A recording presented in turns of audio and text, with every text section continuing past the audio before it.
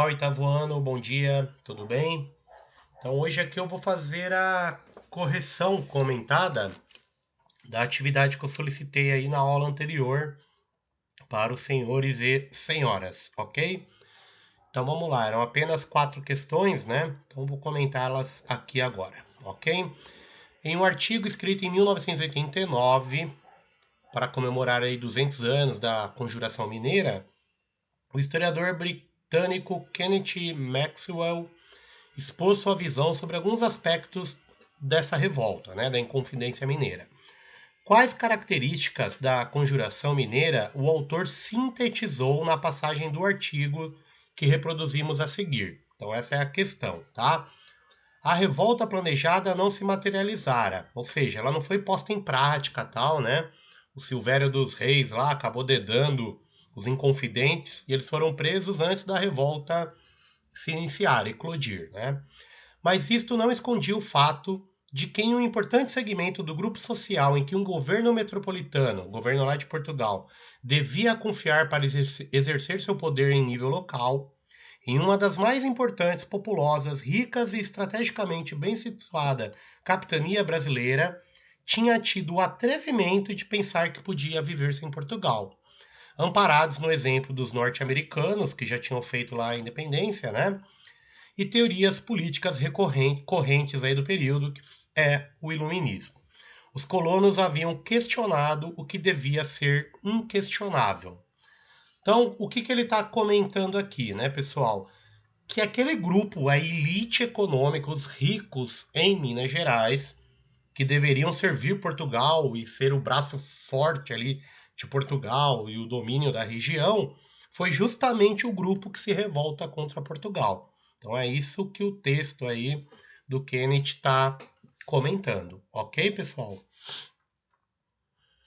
Então, lembrando que é, né, em Confidência Mineira, um movimento da elite e que por isso não tinha lá como um dos objetivos, por exemplo, a abolição da escravidão, acabar com a escravidão. Lembrando que eles pensaram a bandeira, né, que deu origem à atual bandeira de Minas Gerais. Liberdade ainda que tardia, né? Desculpe.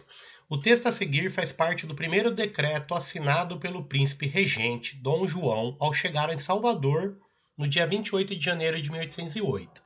Então, a esquadra, né, fugindo lá de Napoleão, tal, do general Junot, rumou para o Brasil. A Carlota Joaquina, aí, a esposa do Dom João, as princesas, né, foram direto para o Rio de Janeiro, só que o Dom João foi antes para Salvador, na Bahia. Então é lá na Bahia que ele assina lá, né, este decreto que eu vou ler aqui para vocês, e depois ele segue para o Rio de Janeiro, que era a capital aí nesse período.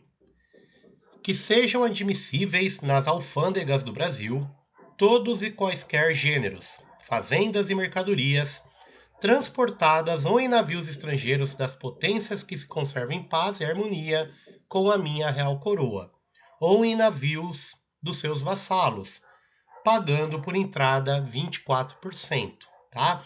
Então o que ele está falando, pessoal? Ele está falando da abertura dos portos do Brasil. Então, antes de 1808, o Brasil só podia comercializar com Portugal. Isso era aí o pacto colonial. Quando ele foge para o Brasil, ele abre aí o mercado, né, os portos brasileiros para todos os países, menos os inimigos, por exemplo, a própria França e a Espanha, que era aliada aí da França no período. Olha isso aqui, pessoal. Hoje, né, sei lá, você compra um videogame em outro país. Quando ele entra na alfândega, ó, a alfândega tem no aeroporto, tem em portos, né? É um órgão do governo que vai cobrar o imposto alfandegário, uma taxa para o produto entrar no Brasil. Hoje é geralmente 60%. Então você compra lá um PlayStation por US$ 1.000. Quando entra no Brasil, você tem que pagar US$ 600 em impostos, ok? Na época, galera, o Dom João colocou 24%. Duas exceções ao 24%. Portugal, a taxa, né, para os navios de Portugal era só 16%. E para a Inglaterra, pessoal, era menor que de Portugal, 15%. Ou seja, né, abrir o mercado brasileiro para a Inglaterra foi o prêmio pela família lá, real inglesa ter trazido a família real portuguesa ao Brasil. Então dá para perceber isso aí quando ele abre os portos, ó. 24% para qualquer navio, 16 se for Portugal e menos ainda, 15 se for um navio inglês, né? Quais foram as consequências dessa decisão de abrir os portos para o Brasil? Então, pessoal, vai ter uma explosão do comércio internacional brasileiro. Então, o Brasil vai começar a vender aí açúcar, tabaco, algodão para muitos países. E por outro lado, produtos aí ingleses, americanos, né, vão começar a chegar no Brasil, coisa que não existia antes. Então vai começar o que a gente chama também de um comércio de luxo, né? Então produtos aí da Inglaterra, tecidos finos, máquinas, né, chegam ao Brasil e essa elite aqui brasileira, os cafeicultores, os grandes fazendeiros, comerciantes e tal, conseguem comprar esses produtos. Mais para frente, pessoal, vai ser tanto produto assim, tanta coisa que o Brasil compra da Inglaterra, que os brasileiros vão comprar, por exemplo, carregamentos de esqui de neve. Olha que doideira, né? Comprando esqui de neve num país que nem neve quase tem, né? Com exceção lá da região de Serra de Santa Catarina e Rio Grande do Sul. 3. Observe a imagem e responda as questões, tá? Esta é a imagem, pessoal. Então, Johann Moritz Rugendas, o Rugendas teve uma missão, Langsdorff chama, alguns cientistas vieram para o Brasil, né, patrocinado pela Rússia e tal, e eles entraram aí pelo Brasil, pelo interior, para conhecer o Brasil, e o Rugendas era o pintor dessa expedição. Então ele vai fazer muitas pinturas do Brasil, tá? Aqui, pessoal, é uma pintura que ele fez numa plantação de chá. Então, na época, aí no século XIX, né, o governo trouxe até chineses. Esse sujeito aqui é o chinês, ó, para o Brasil com mudas de pé de chá, né? Plantou, ensinou para os brasileiros como cultivar o chá. Aqui em São Paulo, por exemplo, onde é mais ou menos ali o Teatro Municipal, tinha uma grande plantação de chá, que tem ali até hoje o Viaduto do Chá, né? Perto da prefeitura ali e tal, de São Paulo. Beleza, pessoal? Então vamos ver aí o que, que ele tá, ó. Aqui é o chinês, né? Aqui o membro da elite. Aqui, ó, um chinês ensinando o trabalho. Aqui são escravos, os sujeitos estão descalços, né? Aqui tem uma mulher regando uma plantação, né? Provavelmente de chá. Beleza? Descreva a imagem, que grupos sociais você consegue identificar na gravura. Explique como você descobriu essa informação, né? Então aqui, como eu comentei, ó, pelo vestimento, o chapéu característico aqui, né? São chineses, escravos, e aqui a cartola, ó, geralmente representa a elite, né? O dono da fazenda, dos escravos, de tudo que está aqui no Rio de Janeiro, beleza? Em que contexto da história o Jardim Botânico foi criado, né? Então, o Jardim Botânico, pessoal, foi criado quando a família real portuguesa chega no Brasil.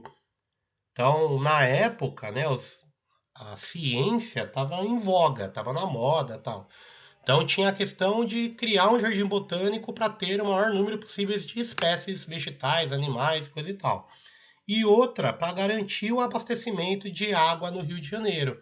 Então, como a população aumentou com a chegada da família real e tal, um problema grave que eles enfrentavam no Rio de Janeiro, que é o mesmo que enfrentam hoje, né, é a pouca quantidade de água para a população e uma água suja, poluída.